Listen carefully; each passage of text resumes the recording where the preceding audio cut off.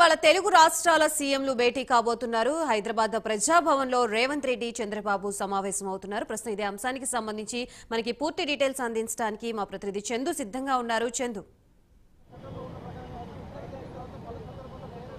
గాయత్రి, మరి కాసేపట్లో ప్రజాభవన్ లో ఏపీ సీఎం చంద్రబాబు నాయుడు, అదేవిధంగా తెలంగాణ సీఎం రేవంత్ రెడ్డి ఇద్దరు కూడా భేటీ కాబోతున్నారు. విభజన సమస్యలకు ఒక పరిష్కారం చూపబోతున్నారు. గత 10 సంవత్సరాలుగా రాష్ట్రం విభజన సమస్యలు పెండింగ్లోనే ఉన్నాయి. ఏ ఒక్క సమస్య కూడా పరిష్కారం కానటువంటి పరిస్థితి. గతంలో ఉన్నటువంటి ప్రభుత్వాలు జగన్ కావచ్చు, అదేవిధంగా కేసీఆర్ ప్రభుత్వం కావచ్చు, వీళ్ళిద్దరూ కూర్చొని మాట్లాడినప్పటికీ కూడా సమస్యలు చాలా పెండింగ్లోనే ఉన్నాయి. దీని సత్వర పరిష్కారం చూపేందుకే ఈరోజు ఇద్దరు ముఖ్యమంత్రులు భేటీ కాబోతున్నారు. ఇటీవల కొత్తగా ఏపీలో చంద్రబాబు నాయుడు ప్రభుత్వం అధికారంలోకి వచ్చింది. ఇక్కడ కాంగ్రెస్ ప్రభుత్వం రేవంత్ రెడ్డి నాయకత్వంలో అధికారంలోకి వచ్చింది. కాబట్టి ఖచ్చితంగా సామరస్యపూర్వకంగా ఈ యొక్క సమస్యలు పరిష్కరించుకుందామని చెప్పేసి ఇప్పటికే ఇరువురు లేఖలు రాసుకున్న నేపథ్యంలో ఈరోజు భేటీ జరగబోతుంది. ఈ భేటీకి చంద్రబాబు నాయుడుతో పాటు అటు ముగ్గురు మంత్రులు అనగాని సత్యప్రసాద్, కందుల దుర్గేష్, అదేవిధంగా జనార్దన్ రెడ్డి హాజరవుతున్నారు. అదేవిధంగా ఇక్కడ సీఎం రేవంత్ రెడ్డితో పాటు డిప్యూటీ సీఎం బట్టి విక్రమార్క మాత్రమే కార్యక్రమానికి హాజరవుతున్నారు. కొంతమంది మంత్రులు వచ్చినప్పటికీ స్వాగతం మాత్రమే పలుకుతారని కూడా మనకు తెలుస్తా ఉంది. ప్రస్తుతం మనం ప్రజాభవన్ వద్ద ఉన్నాం. ప్రజాభవన్ వద్ద ఇప్పటికే అంతా పోలీసులు చాలా భారీగా మోహరించిన పరిస్థితి మనకు కనిపిస్తోంది. ప్రధానంగా ఈ రోజు చూసినట్టయితే పలు అంశాలు చర్చకు వచ్చే అవకాశం కనిపిస్తున్నాయి. గత 10 ఏళ్లుగా పెండింగ్ లో ఉన్న అంశాలతో పాటు కొత్త అంశాలు కూడా తెర మీదకి వచ్చిన పరిస్థితి మనకు కనిపిస్తోంది. ముఖ్యంగా ఏపీలో కలిపినటువంటి 7 మండలాలు ఏదైతే ఉన్నాయో 7 మండలాలు తెలంగాణకే ఇవ్వాలని కూడా తెలంగాణ ప్రభుత్వం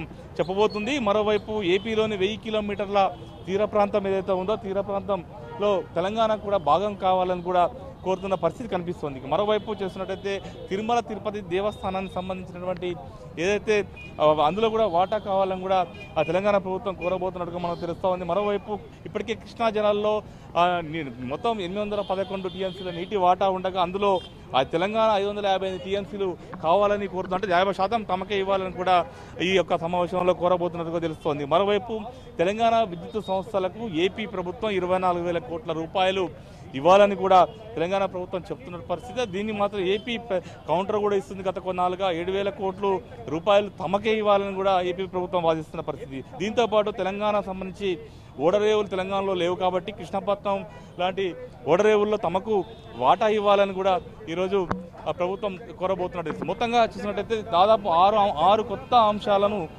ప్రభుత్వం తెర మీదకి తీసుకొచ్చిన పరిస్థితి మనకు కనిపిస్తూ ఉంది. ఎందుకంటే ఇవే కాదు, గత 10 ఏళ్లుగా కూడా చాలా విభజన సమస్యలున్నాయి. ముఖ్యంగా 9th 10th షెడ్యూల్ సంబంధించి చాలా సంస్థలు ఇంకా విభజన పూర్తి కాలేదు. దాదాపు షీలాబీడే కమిటీ వేసినప్పటికీ కమిటీ రిపోర్ట్ ఇచ్చినప్పటికీ కూడా ఒక 68 సంస్థలు మాత్రమే ఒక ఏకాభిప్రాయంకి వచ్చిన పరిస్థితి. మిగతా 23 సంస్థల పీఠముడైతే విడలేదు, ఏకాభిప్రాయం రాలేదు. కాబట్టి వీటికి సంబంధించినటువంటి ఏకాభిప్రాయం ఈ రోజు సమావేశంలో వచ్చేటువంటి అవకాశం మనకు కనిపిస్తుంది. ముఖ్యంగా చూసినట్టు ఆర్టీసీ లాంటి అతిపెద్ద సంస్థలు ఉన్నాయి. తెలంగాణ అంటే ఏదైతే విడిపోయిన తర్వాత ఇరు రాష్ట్రాలు ఆర్టీసీ అధికారులు సమరస్యంగా కూర్చొని ఒక ఆదాయానికి సంబంధించినటువంటి ఏదైతే ఇరు రాష్ట్రాలకు వచ్చే రెవెన్యూ సంబంధించి మాత్రమే షేరింగ్ చేసుకుంటారు తప్పిస్తే ఆస్తుల సంబంధించి ఎలాంటి పంపకాలు అయితే పూర్తి కాలేదు. హైదరాబాద్లో ఉన్నటువంటి ఆస్తులు తమకు ఇవ్వాలని కూడా ఏపీ ఆర్టీసీ అధికారులు అడుగుతున్నారు. ఇలాంటి కార్పొరేషన్లలో పీఠముడి ఉంది. ఇవన్నీ కూడా చాలా సెన్సిటివ్ ఇష్యూలు కాబట్టి ఖచ్చితంగా కూర్చొని సామరస్యంగా మాట్లాడుకుంటేనే పరిష్కారం అయ్యేటువంటి అవకాశం ఉన్న నేపథ్యంలో ఈ రోజు భేటీలో వీటిపై స్పష్టత వచ్చేటటువంటి అవకాశం కనిపిస్తోంది. మరోవైపు చూసినట్టయితే ఇప్పటికే శ్రీశైలం విద్యుత్ సంబంధించినటువంటి అంశంపై కూడా పీఠం ఉంటుంది. ఖచ్చితంగా అందులో కూడా సమానంగా రావాలి, ఖచ్చితంగా విద్యుత్ శక్తి అనే విషయాన్ని కూడా వాదిస్తున్న పరిస్థితుల్లో వీటన్నిటికీ ఎలాంటి పరిష్కారం దొరుకుతుందనేది మాత్రం చాలా ఆసక్తిని రేకెత్తిస్తుంది. ప్రధానంగా చూసినట్టయితే ఇప్పటికీ హైదరాబాద్లో చాలా భవనాలు ఉన్నాయి. ముఖ్యంగా లేక్ వ్యూ గెస్ట్ హౌస్ కావచ్చు, సిఐడి బిల్డింగ్ కావచ్చు, ఇంకా చాలా పెద్ద పెద్ద బిల్డింగ్స్ ఉన్నాయి. వీటికి సంబంధించినటువంటి అంశాలన్నీ కూడా ఇప్పటివరకు పరిష్కారం అయితే కాలేదు. ఇప్పటికే 10 సంవత్సరాలు తెలంగాణ రాష్ట్రం వచ్చి 10 సంవత్సరాలు కూడా పూర్తయిన నేపథ్యంలో